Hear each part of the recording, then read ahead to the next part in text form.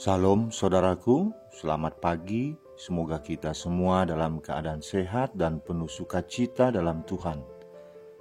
Marilah kita menggunakan waktu sejenak untuk berdoa, membaca dan merenungkan firman Tuhan sebagai sumber kekuatan, inspirasi dan motivasi bagi kita hari ini, Senin 27 September 2021.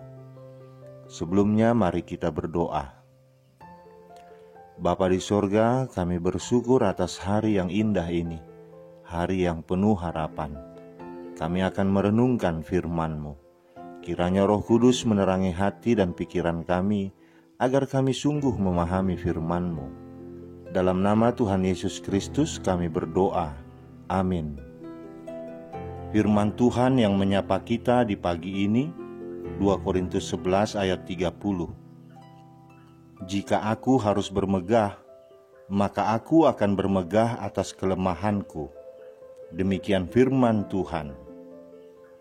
Saudaraku, dalam hal apakah kita memegahkan diri? Pakaian yang kita kenakankah? HP tercanggih dan terbaru yang kita pakaikah? Motor atau mobil terbaru yang kita kendarai? Pelayanan yang berhasilkah? Jumlah orang yang kita pimpinkah? Megahnya gedung gereja yang kita milikikah? Hanya di dalam dua hal saja kita boleh bermegah. Pertama, bermegah di dalam Tuhan. Bermegah ketika kita bisa mengenal Tuhan lebih intim lewat semua hal yang sudah kita lewati. Dan yang kedua, bermegah karena kelemahan kita. Karena dalam kelemahan kita, justru kita kuat. Karena kita mengharapkan pertolongan dari Tuhan. Saudaraku, pandangan Paulus tentang kelemahan sangat berbeda dengan pandangan manusia pada umumnya, yang cenderung menganggap kelemahan adalah hal yang harus disembunyikan, dan kelebihan itu sesuatu yang harus ditonjolkan. Misalnya, seorang pemimpin haruslah seorang yang kuat, yang memiliki kelebihan. Ia harus berusaha menjadi sempurna dan kuat supaya dapat menutupi kelemahannya.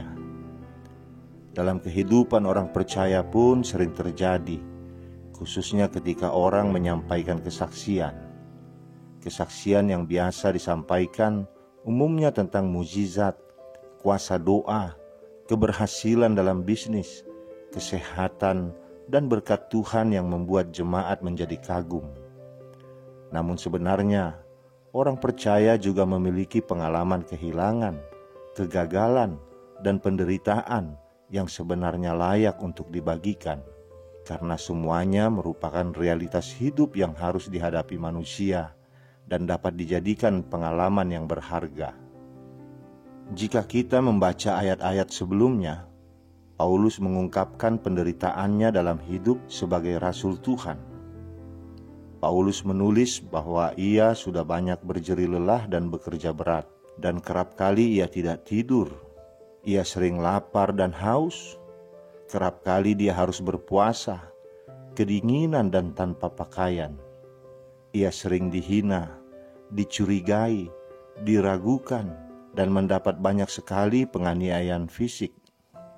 Jika Paulus adalah orang yang tidak kuat imannya, ia mungkin akan mengalami kekecewaan yang besar karena adanya orang-orang yang tidak menghargai segala pengorbanannya dalam pemberitaan Injil. Apalagi ia mempunyai masalah kesehatan kronis yang tidak kunjung sembuh. Sekalipun ia sudah 3 kali memohon kesembuhan. Bukannya menyembuhkan Paulus, Tuhan justru berkata bahwa kasih-Nya kepada Paulus sudah cukup. Dengan jawaban Tuhan itu, Paulus bisa makin merasakan bahwa hidupnya hanya tergantung kepada Tuhan.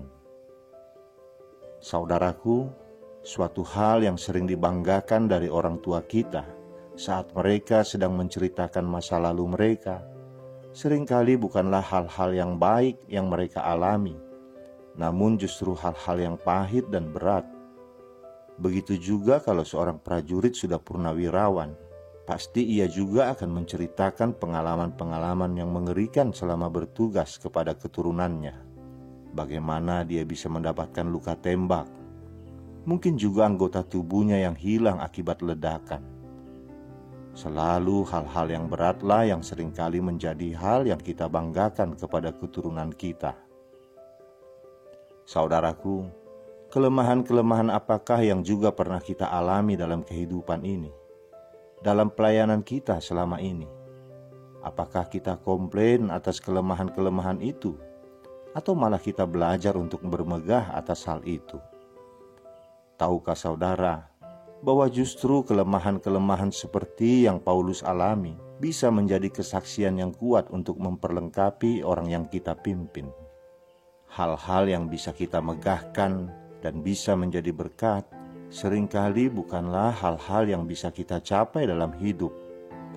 Namun bagaimana kita tetap bisa bertahan saat mengalami kesukaran dan penderitaan dalam sebuah proses pencapaian itu.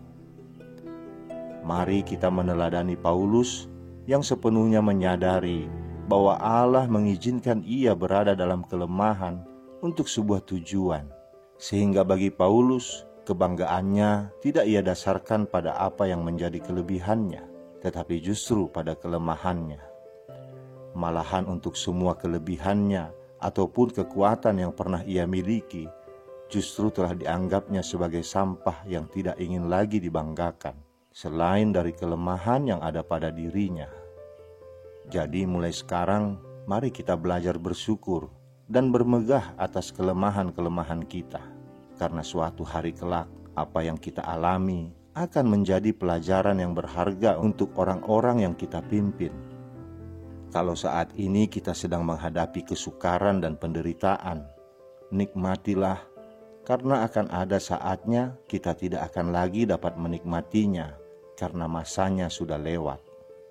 Dan itu semua akan menjadi pelajaran hidup yang berharga, yang dapat kita banggakan dan kita bagikan. Amin, kita berdoa.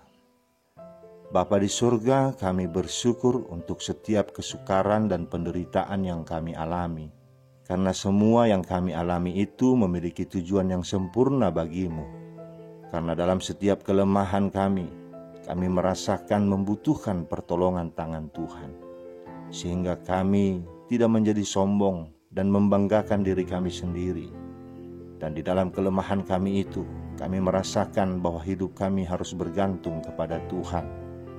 Karena itu Bapa, berikan kami kekuatan agar dalam setiap menghadapi kesukaran dan penderitaan dalam hidup ini, kami mampu menghadapinya di dalam kekuatan yang Engkau berikan.